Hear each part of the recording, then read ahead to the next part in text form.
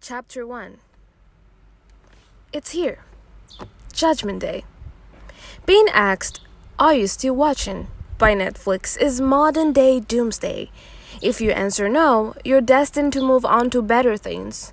Answer yes, and you've sentenced yourself to another 3 hours of binge-watching Killer King, the hot new murder documentary everyone is talking about. And by everyone, I mean myself and the better half of Twitter. Some call it an obsession. Me, I prefer the term hobby. So, I enjoy murder. It's not in a I'm a psychopath kind of way. It's more of an appreciation. A warped, totally healthy appreciation. Of course, my mom doesn't see it that way. She'd rather I be more like Sean, my brother.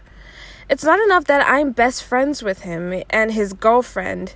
She wants me to spread my wings, become a social butterfly, even though Jasmine was my friend long before his girlfriend. Besides, it's research. As a future defense lawyer, it's only right that I immerse myself in a world that will soon become my norm. Criminal offenses, killer motives, court cases.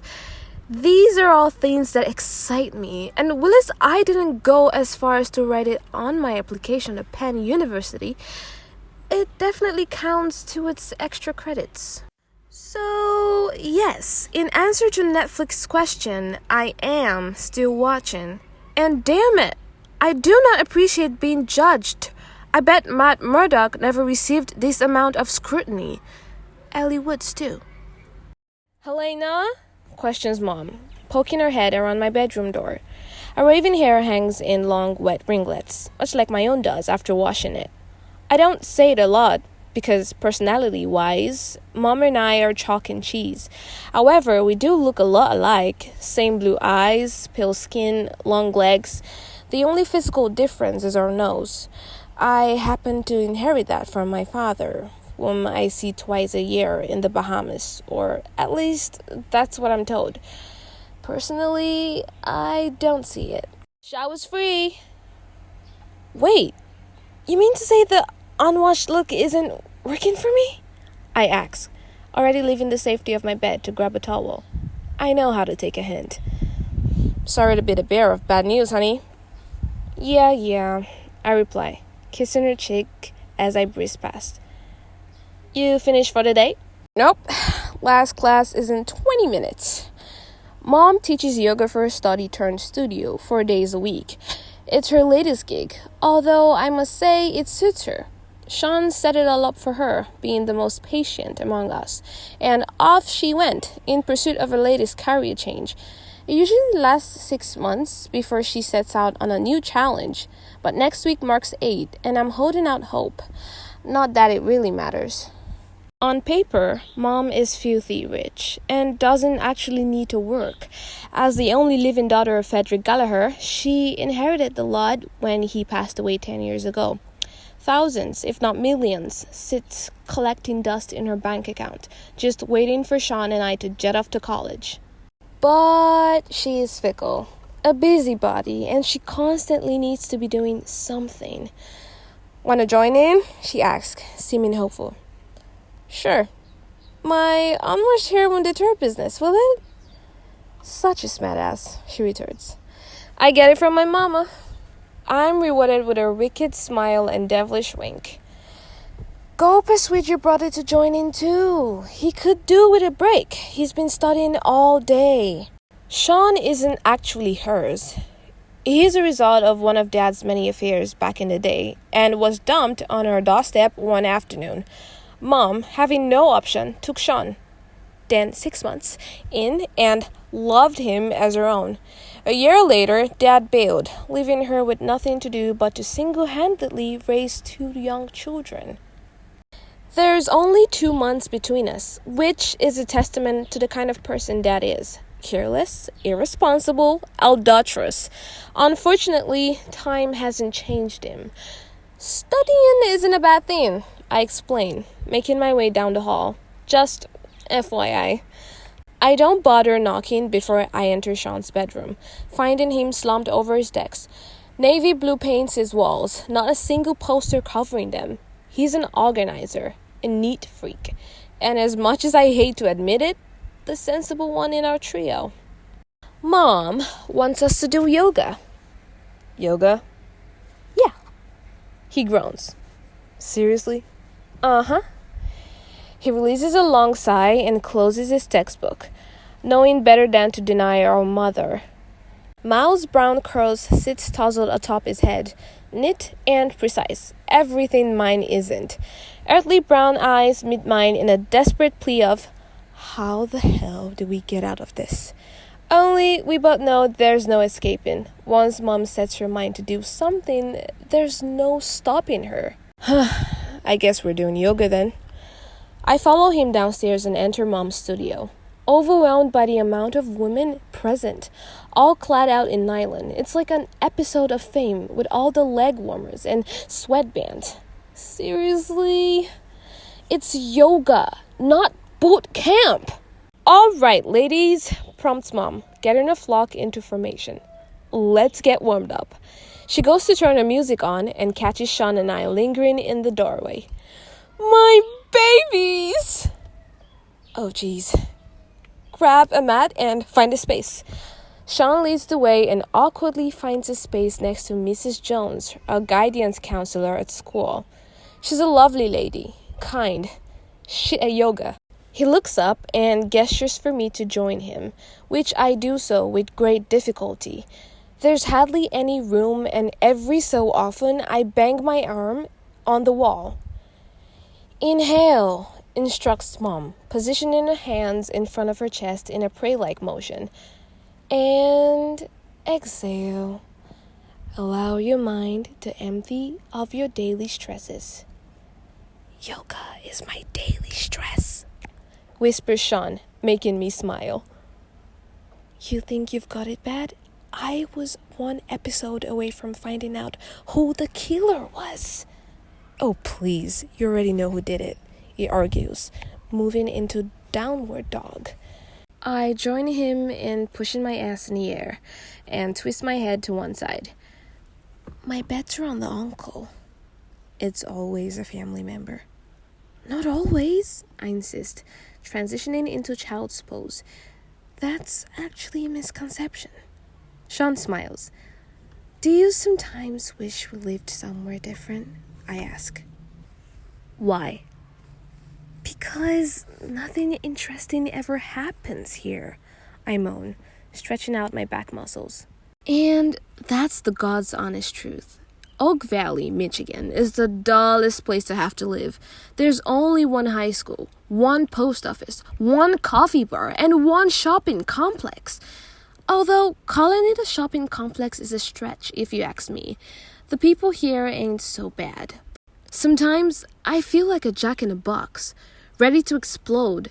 And I'm not saying I want the crime rate to go up, but just once I want my perfect little town mess up to do something scandalous. But that'll never happen. Nothing exciting ever does. Jasmine approaches my locker in a blur of pinks and purples. Every hay fever sufferer's worst nightmare. She carries the tulips with pride, and in doing so, leaves a trail of sneeze-induced students in her wake. Wow, my brother went all out, huh? Cute, right? Sickening, actually. I'm rewarded with a poke to my ribcage and a flick to my shoulder. Don't be a grump. I've got a surprise for you. I watch her rummage around in her backpack, her blonde curls spilling over each shoulder. Today's outfit consists of snow boots, thermal leggings, and a cashmere sweater. Pink, of course. A few grunts and exhales leave her sunset orange lips. This week's choice in color, no doubt. Here. She pulls out a tube of lipstick, flashing me the label, Roses Are Red. Seriously? She knows how much I love this shade. Yeah. I'm into spring colors now. I only used it for a week, so there should be loads left. I open it up and apply it immediately. What'd you think? Beautiful! Sean chooses now to appear, holding a stuffed bear and an obnoxiously oversized box of chocolates. Happy Valentine's Day, babe. I leave them to it, not wanting to intrude on their moment, and check my reflection in the nearby window. That's the good thing about Michigan winters. The snowy background makes it easier to check that my new red lips suit the black sweater dress I choose to wear. Alongside my knee-high boots and thermal tights, I often wear black, so it's important to add color where possible. And I don't normally bother with makeup, but I do enjoy a bold lip color from time to time. It says a lot about a person. Are they confident? Flirtatious? Perhaps they're happy? Or maybe they wear it to pretend they're someone they're not. A disguise. When I wear lipstick, I'm no longer 18-year-old senior student Helena Gallagher. I'm soon-to-be defense lawyer Helena Gallagher. Ready for new challenges, new adventures. Lena? Huh? You were thinking about Killer King again, weren't you? Mocked Sean, nudging my hip.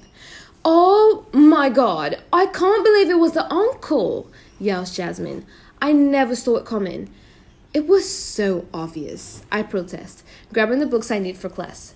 For you, maybe. We can't all be clever clogs. I close my locker and laugh, amused by her retort. Jasmine is British, and although she lived over here for the best part of 8 years, her accent still holds strong, and phrases like clever clogs never gets old. He had the most to gain from killing his family. The inheritance, the life insurance. But he seemed genuinely upset when he heard about them being murdered, she insists, struggling with her sudden increase in cargo. You're too emotionally sympathetic, I reply. It's always a family member anyway, imputes Sean, relieving his girlfriend of her flowers. We stop by a locker to deposit her gifts. Not always, I remind him. That's a misconception, I remember. I smirk. You're learning, Sean. Just as well, he says. I've heard I'll need such skills to become an accountant. I stick out my tongue and head to class, hollering a heartfelt bye over my shoulder as I do so. Chemistry is located in the East building, and I don't particularly pride myself on running, therefore need to give myself plenty of time. Luckily for me, I arrive 5 minutes to spare and take my usual sit by the window. Often when Mr. Owen goes off on a tangent, I take to staring out of it and daydream about less mundane things. Life in Pennsylvania, Killer King, Oreos and milk, you know? Hey! Marie, my lab partner, takes a seat next to mine. Hi. Happy Singles Day to us, she jokes, readjusting her glasses. I let slip a small laugh. I'll have you know, I'm swimming with offers. I'll need a removal van to get all my cards home. Oh yeah? Yeah. You finished Killer King? She asks. I nod. You? I binge-watched the entire thing in one night. I knew it was the uncle from the start. That shady fucker had motive written across his forehead. I couldn't help but laugh. Right? We continued discussing it, both of us ranting about how useless the police department were in the entire investigation. Less helpful than a boat with holes, she rages. As useful as a white crayon, I add. Needless to say, we're not impressed. Had we been on the case, things would have been resolved within days, not years. Bunch of amateurs. A chorus of blips and chimes echo around us in an unexpected wave. Surrounding students begin pulling out their cell phones, bitten by their curiosity. I follow suit and type in my password, 0714, Mom's birthday. A red notification pops up on my messages, alerting me of 2 unread texts. I open the app and immediately met with what I assume is someone's sick attempt at a Valentine-inspired joke. Unknown. Roses are red. Violets are blue. Do you value your life? If so, pick true. Unknown. Sienna Michaels. Truth or death? I stare at the screen a moment longer, shaken with the strength in which I'm holding my cell. Tierna's in my geometry class, and as far as I'm aware, dates Louis Chatman. She seems nice enough, although I don't really know her. Energetic, captain of the chess squad. Who sent this? Asked Chad, one of Sienna's friends. He's of muscular build, though I suppose that comes with months of training. He's on a swim team with Sean, and aside from that, does just about every other sport this school has to offer. Well, there's a few hushed murmurs as people begin to quietly speculate amongst themselves. This is weird, huh? Asked Marie, eyes still glued to her screen. Very, I agree. I wonder why truth or death? She questions, finally meeting my gaze. Why not truth or dare? I shrug, ignoring the increase in my heart rate. Who knows? Maybe we're about to find out.